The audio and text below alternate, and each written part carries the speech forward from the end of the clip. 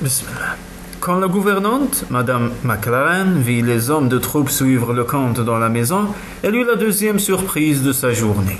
D'habitude, les soldats logeaient au-dessus des écuries et non dans la résidence. « Je veux qu'Édimbourg soit passé au peigne fin !» criait le comte. « Chaque rue et chaque ruelle, de Southbridge à Mercat Cross. Parcourez l'étendue depuis Tunnel's Close jusqu'à Grant's Market, mais trouvez-la !» Le visage quelque peu ingrat de Madame McLaren trahissait son appréhension. « Ne seriez-vous pas à la recherche d'une jeune fille rousse, milord ?»« Si fait, l'avez-vous vue ? Elle dort dans une chambre au premier, milord. »« Par tous les saints, Madame McLaren, j'ai envie de vous embrasser, » dit Magnus en éclatant de rire. La gouvernante recula d'un pas. « Tout va bien, les amis. Allez vous reposer. En fait, Madame McLaren, si on vous interroge, nous avons passé toute la nuit ici. »« Certainement, milord, » dit-elle en lui faisant la révérence.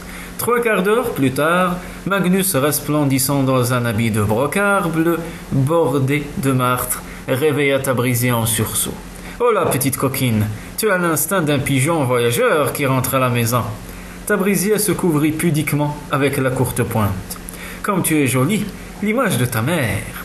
J'ai beaucoup de choses à te dire, mais il faut absolument cesser de courir la campagne comme un garçon manqué. À 17 ans, je viens d'apprendre que je suis une Cockburn, ce qui présente certains avantages. Toutefois, comme tous les Cockburn, vous prenez un malin plaisir à ne parler que pour donner des ordres. Si vous espérez vous entendre en tant soit peu avec moi, il va falloir mettre un terme à vos exigences et écouter les miennes. Désormais, je veux avoir mon mot à dire pour tout ce qui me concerne. Je refuse que les autres prennent des décisions à ma place. »« Parfait, parfait, j'accepte de bon cœur. Fais tes bagages, nous allons rentrer à la maison où tu resteras jusqu'à ce qu'on te trouve un mari. » Tabrizier leva les yeux au ciel. « Seigneur, donnez-moi de la patience. Vous venez de promettre de ne plus me donner d'ordre, et voilà que vous recommencez. De toute façon, je n'ai pas de bagages à préparer. Je n'ai rien à me mettre, je suis nu. Je désire des vêtements, mais aussi un pistolet. Je me suis juré de ne plus jamais être sans défense. Et j'ai déjà un mari, ajouta-t-elle, le regard troublé, même s'il n'est pas très charitable. » Magnus lui tapotait le genou. « Tu es veuve, ma chérie, une veuve riche, et j'ai les documents pour le prouver. »« Maxwell Abrahams est mort ? Mais comment ? La maison a brûlé. »« Non, oh non, mon Dieu, qu'ai-je fait ?» s'écria-t-elle effarée. « J'ai mis le feu à la maison et je l'ai tué. » Tabby semblait terrassé par son geste. Magnus comprit qu'elle se sentirait coupable toute sa vie. « Je te jure que tu n'es en rien responsable de la mort d'Abrahams. » « Il est mort de ma propre main, mais c'était de la légitime défense. Il m'avait lancé un poignard dans le dos et je dois la vie à ma cotte de maille. Tu es une fille raisonnable, Tabrizier. Sois heureuse d'être débarrassée de ce goujat.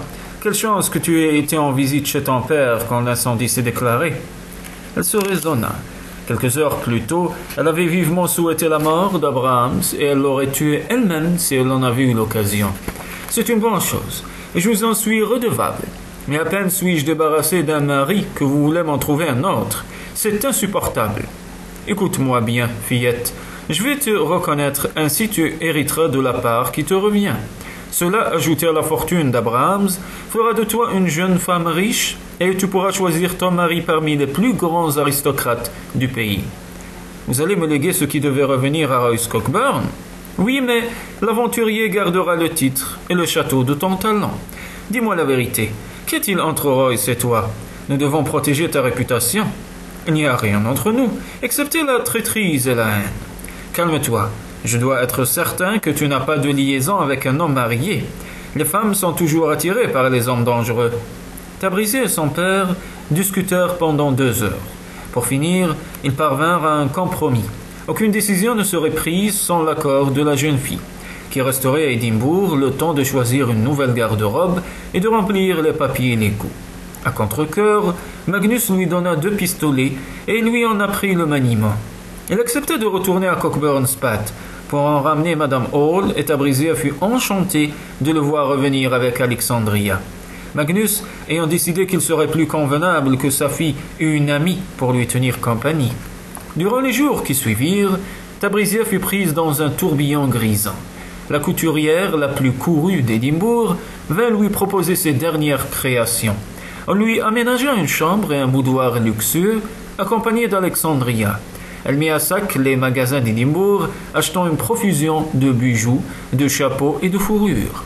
Le soir, Magnus les accompagnait au théâtre, ce qui créait quelques remous dans la haute société. Si certains trouvaient scandaleux qu'une veuve de fraîche date s'amusât autant, personne n'était assez stupide pour le dire au comte d'Ormistan, qui raffolait de sa fille. Après tout, la jeune femme portait du noir, même si c'était une cape en zibeline. Une nuit après le théâtre et le souper, Tabrisia et Alexandria parlèrent jusqu'aux premières lueurs de l'aube. « Comment as-tu obtenu la permission de venir à Édimbourg » demanda Tabrisia. « Je ne l'ai pas obtenue. Depuis ton départ, Royce n'a plus daigné nous honorer de sa présence. Il prend ses repas avec les hommes de troupe et boit comme un trou, ce qui le rend intraitable. Même les domestiques l'évitent. Alors je lui ai laissé un message. »« Je ne veux pas parler de ton frère, frémit Tabrisia. Et tes sœurs ?»« Vénétia est fiancée à David Lennox, et le mariage aura lieu bientôt. Damascus est folle de rage de ne pas être la première fiancée, et j'ai le sentiment que Shannon est sur le point d'accepter la demande de Lord Logan pour ne pas demeurer en reste. C'est stupide, Lennox est un gentil garçon, mais Shannon pourrait prétendre à beaucoup mieux. Bientôt, le père et la fille eurent leur premier affrontement. Un matin, au petit déjeuner, Tabrisia décida de parler affaires. Mon éducation en matière de finances a été lamentable et quand vous avez la réputation d'être un gestionnaire avisé, j'aimerais prendre quelques leçons. Inutile de tracasser ta jolie tête avec ces bêtises, dit Magnus comme s'il parlait à un enfant de 5 ans. Je croyais que j'étais une femme riche. Je veux savoir comment gérer ma fortune. Pas question. Nous en reparlerons quand tu auras 21 ans. Je suis ton tuteur, je m'occupe de tes biens. Les poings sur les hanches, Tabrisia laissa exploser sa colère. Vieil hypocrite, vous m'avez juré que j'aurais mon mot à dire en tout ce qui me concerne. Et maintenant vous m'annoncez que je dois attendre encore 4 ans avant de prendre mes propres décisions. Cesse de te comporter comme un homme. Que vont penser les gens? Je ne me comporte pas comme un homme, mais comme une cockburn, et l'opinion des autres m'indiffère. Par ailleurs, je ne veux pas l'argent de ce vieux porc d'Abrahams. Il est pourri. Foutaise. Garde-le au moins pour tes enfants. Tu dois veiller sur toi et les tiens. Personne d'autre ne le fera à ta place. Vu sous cet angle-là, réfléchit-elle, c'est en effet judicieux. Vous voyez bien que j'ai besoin de vos conseils. Il y a tant de choses que j'ai envie de faire. Prenons le terrain sur lequel se trouve la maison calcinée d'Abrahams. Il doit valoir de l'argent. Je voudrais le vendre au profit de l'orphelinat pour améliorer la vie des enfants. Tu ignores l'étendue de ta fortune. Le coffre d'Abrahams à la banque était rempli de gages de domaines et de châteaux contre lesquels il avait prêté de l'argent. La moitié des propriétaires fonciers d'Écosse avaient des dettes envers lui, et désormais ils les ont envers toi. Tabrisia était abasourdi. Cet argent impur pourrait servir à faire le bien. L'argent allait de pair avec le pouvoir et elle se servirait des deux pour rendre plus doux le sort des malheureux enfants abandonnés. Il fallait refaire les chambres et changer le personnel. Les femmes qui veillaient sur les enfants devaient être aussi maternelles que Madame Hall. « Je désire voir ces papiers, dit-elle. Tu as besoin d'un conseiller qui sache compter. Je vais demander à Stephen Galbraith de parcourir le compte avec toi. Qu'en dis-tu? Excellente idée. J'aurai besoin de quelqu'un pour m'aider jusqu'à ce que je me débrouille seul. Qui est ce Stephen Galbraith? Un de mes neveux. Mon épouse était une Galbraith. La mère de Stephen est ma femme et tes sœurs. Sa mère Catherine est une proche de la reine et elle l'a accompagnée en Angleterre. Je vais l'inviter à dîner. Si tu t'entends avec lui, je l'engagerai comme secrétaire. Tabrisia se méfiait des neveux de Magnus, mais elle fut heureusement surprise des manières affables de Stephen Galbraith. C'était un homme séduisant, avec des cheveux blancs et des yeux aigues-marines, qui rayonnaient d'une joie intérieure. Il avait une 20aine d'années, bien bâti, il avait de l'aisance dans ses mouvements, raffiné, cultivé. Ce véritable gentilhomme ne ressemblait en rien au cockburn sauvage et inquiétant. « Voici ma fille, Stephen, dit Magnus en la présentant. Mais tu as déjà dû entendre parler d'elle. » « La rumeur n'a pas menti cette fois-ci, cousine, dit-il en lui baisant la main. Vous êtes très belle. Merci, Stephen. Mon père vous a-t-il dit que j'avais besoin d'un homme d'affaires pour m'expliquer les questions financières afin que je puisse prendre moi-même mes décisions? En effet, je serais ravi de vous aider pendant 2 mois. Malheureusement, je suis ensuite obligé de rejoindre la cour en Angleterre. Ma mère m'a trouvé un poste dans l'entourage de la reine. On dit que les Écossais, un peu malins, peuvent faire fortune en Angleterre, ajouta-t-il avec un sourire. Avez-vous besoin de faire fortune, monsieur? Hélas, oui, je ne suis qu'un fils cadet sans un sou. À la mort de mon père, les dettes étaient écrasantes. C'est pourquoi ma mère a accepté une place auprès de la reine. Pardonnez-moi, je ne voulais pas être indiscrète. Je vous en prie, je n'ai pas de secret. Les jours suivants, Tabriziya appréciait encore davantage sa franchise et sa bonne éducation. Stéphane la traitait en femme intelligente et elle en était flattée. Courtisée, elle s'amusait de la gentille amourette. Ils se voyaient souvent parcourant les centaines de documents qui avaient appartenu à Abrahams. Stéphane, mon père, me dit que je n'ai aucun droit jusqu'à mes 21 ans. Pendant encore 4 ans, il demeure mon tuteur. C'est vrai. Je désire m'installer dans une maison à moi. Je n'ai pas envie de vivre à temps talon sous la coupe de mon père. Mais je crains qu'il n'accepte pas mon désir d'indépendance. Il ne m'a même pas laissé habiter à Édimbourg seul. Il est votre tuteur légal jusqu'à vos 21 ans, ou jusqu'à votre mariage. Et ensuite, ce serait mon mari qui s'occuperait de mes biens, soupira-t-elle. Pas nécessairement. Quand une fortune est en jeu, il est habituel et raisonnable de faire établir un contrat au préalable. Après tout, un mariage est une association et les droits et les devoirs de chacun des partenaires doivent être légalement établis afin que votre mari ne puisse pas profiter de vous. Je vois. Maintenant que je sais que vous recherchez un mari qui vous laissera une grande liberté, me permettez-vous d'ajouter mon nom à votre liste de prétendants? Vous avez ma permission, dit Tabriziya en riant. Je vais vous confier un secret. Vous êtes le seul homme qui ne me fasse pas peur. Les frontaliers sont une race particulière. Ils sont fanfarons, bruyants, pleins de passion. Ils sont excessifs aussi bien dans leur jurons que dans leur amour de la boisson, des femmes et de la mort. Leurs épouses en souffrent. J'ai vu ma mère vieillir à chaque expédition que menait mon père. Parfois, il revenait triomphant avec des cadeaux, mais le plus souvent, il ne rapportait que de vilaines blessures qu'elle devait soigner, jusqu'au jour où on le ramena mort. Stéphane venait de décrire la vie qu'elle aurait connue avec Royce Cockburn. Pour l'oublier, Tabriziya ferma les yeux. C'est une des raisons pour lesquelles je pars en Angleterre, ajouta Stéphane. Les gens y sont moins féroces. Même le climat et la nature sont plus aimables. Il porta sa main à ses lèvres avant de se pencher pour l'embrasser.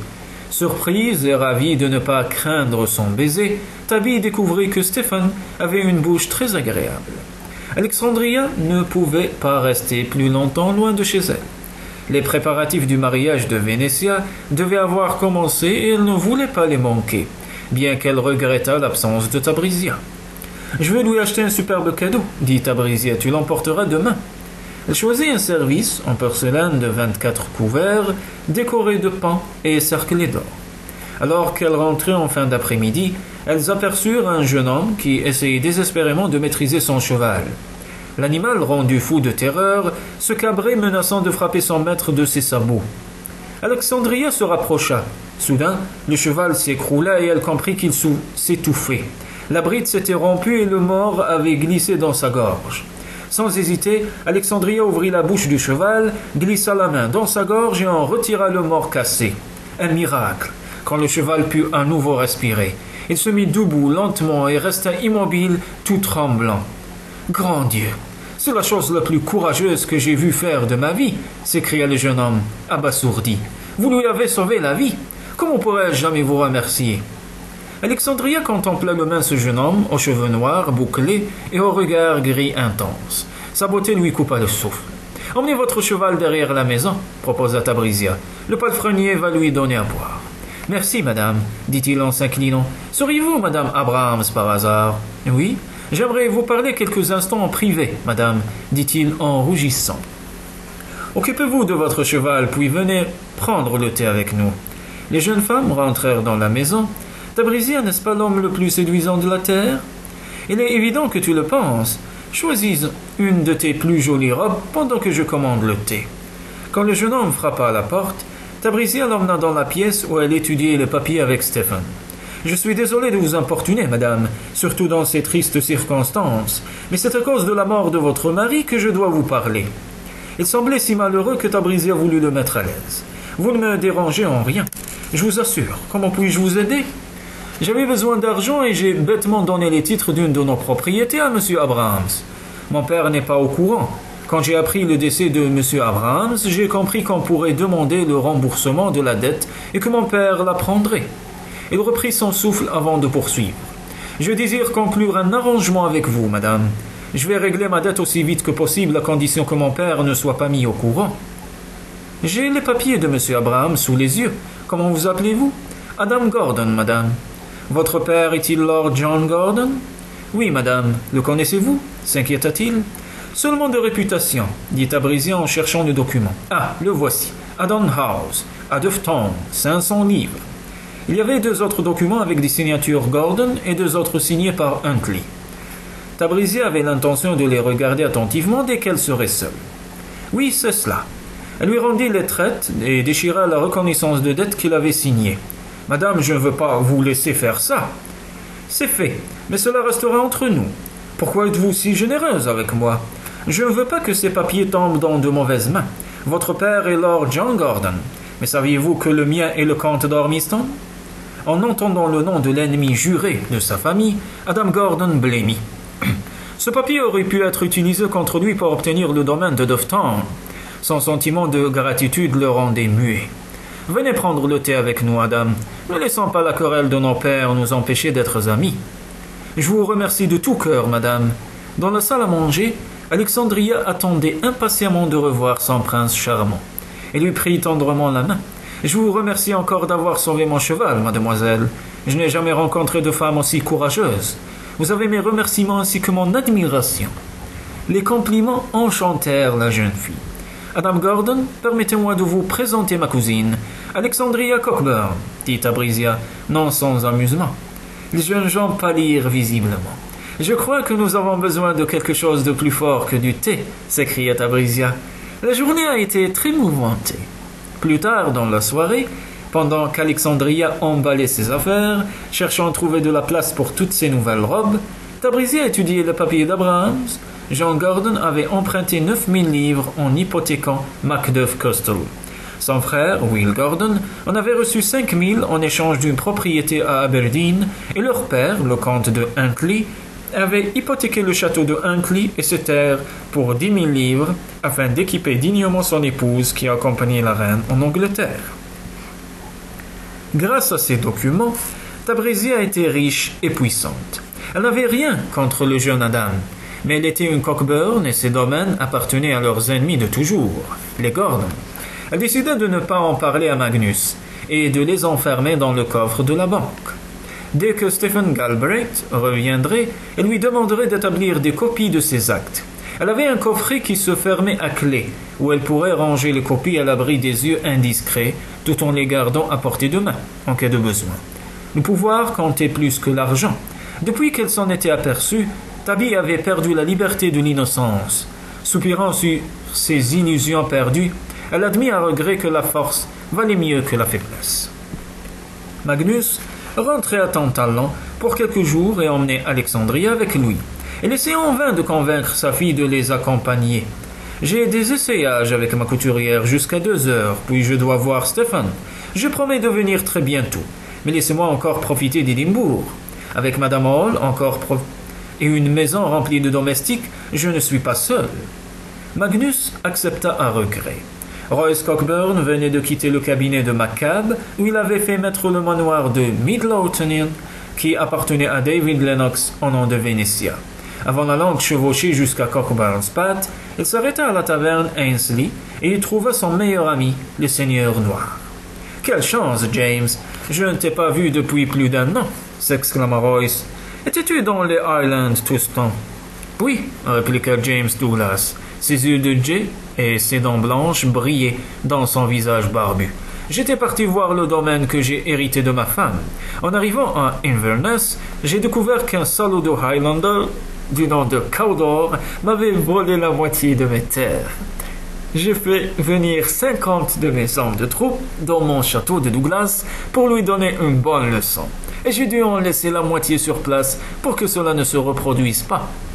Et que dira le roi en apprenant que Douglas poste ses hommes dans les Highlands au lieu de préserver la paix aux frontières? Que le roi aille se faire voir, s'esclaffa le Seigneur Noir. Je n'arrive pas à croire que tu te sois séparé d'autant de tes hommes, reprit Royce avec sérieux. Je me sens coupable. Du vivant de ma malheureuse épouse, je ne me suis pas occupé de ces terres et maintenant, je veux me faire pardonner de les avoir négligées. Il n'y a pas que les terres que tu aies négligées. C'est vrai. Tu sais toi-même que le mariage n'est pas toujours une réussite. James pinça la croupe rebondie de la servante qui remplissait leur verre et elle lui fit un clin d'œil coquin. Les deux amis restèrent longtemps à boire et à parler. Il était presque minuit quand Royce décida de ne pas rentrer à Cockburn's Path et invita James à passer la nuit dans l'hôtel particulier de Magnus. Après avoir donné à manger à leurs chevaux, les deux compères entrèrent dans la maison par la porte de derrière. « Va te coucher, » dit Royce à un domestique qui voulait leur servir un dîner. « Je vais faire un feu dans la chambre. Il reste du cognac que j'ai donné à Magnus après l'une de mes expéditions en France. » Tabrizier se réveilla en sursaut. Des hommes parlaient fort dans la chambre voisine. En reconnaissant la voix de Royce Cockburn, elle s'affola. Si elle restait silencieuse, sa présence passerait-elle inaperçue?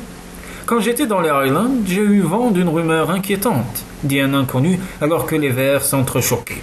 John Gordon et son père Huntley auraient conseillé au roi de mettre des soldats anglais en garnison ici en Écosse.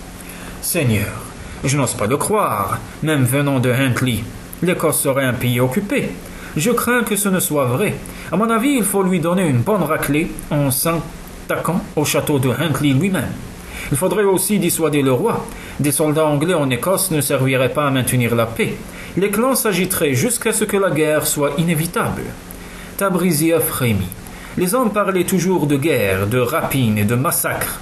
Ils continuaient à remplir leurs verres jusqu'à ce que leurs voix empâtées fussent de plus en plus fortes. Le rire faisait trembler les murs et elle entendait chaque parole choquante. « J'ai reçu la visite de Bothwell récemment, » dit Royce. « Sa maîtresse n'est-elle pas morte pendant mon absence ?»« C'est exact. Tu te souviens qu'il aurait tué n'importe quel homme qui l'a regardé de trop près. Quand il nous a invités à lui rendre un dernier hommage, nous n'étions que des hommes. D'ailleurs, devine ce que nous avons trouvé. Je m'attends à tout de Bothwell. Il avait étendu sur un autel drapé de satin noir, entouré de bougies noires, et elle était nue. Ça alors, ce n'est pas étonnant qu'on murmure qu'il est satanique. Il a laissé d'autres hommes la regarder. Pour nous montrer ce qu'on avait raté, ses cheveux blancs tombaient comme un rideau, jusqu'à terre, et sa peau ressemblait à du satin. Chaque homme dans la pièce était excité rien qu'à la regarder. Il était 2 heures du matin passé, et Tabrizier était agacé que ses ivrognes l'empêchent de dormir. Elle alluma un chandelier. « C'est trop pénible de dormir quand on n'a pas été satisfait. Ne pourrais-tu pas nous trouver 2 courtes servantes, Royce ?» Tabrizier en avait assez. Elle saisit l'un des pistolets que lui avait donné Magnus et ouvrit la porte. Les 2 hommes furent pris par surprise. Brandissant d'une main le chandelier et le pistolet de l'autre, elle entra comme une furie dans sa chemise de nuit blanche, ses longs cheveux roux étincelant tels des flammes. « Dehors le porc !» cria-t-elle à Royce. « Dehors le compagnon du porc !» ordonna-t-elle à Douglas. « Que faites-vous ici ?» s'étonna Royce. « C'est ma maison, au cas où vous l'auriez oublié, et ce n'est pas une sou. Filez !»« J'aimerais bien voir ça, dit-il en chancelant. Elle visa à mettre au-dessus de sa tête et tira sans hésiter. L'explosion résonna dans toute la demeure et causa des dégâts importants dans le mur. Royce s'inclina d'un air moqueur. « Viens, James, je connais un endroit où nous serons mieux accueillis. » Les 2 hommes se retrouvèrent dans la rue à rire aux éclats. « Je ne sais pas pourquoi nous rions. Elle nous a mis dehors sous la pluie en pleine nuit. » « Elle était magnifique, n'est-ce pas ?» s'exclama Royce. « Elle a besoin d'une bonne fessée et d'une bonne partie de jambes en l'air. Un jour, je lui donnerai les 2. »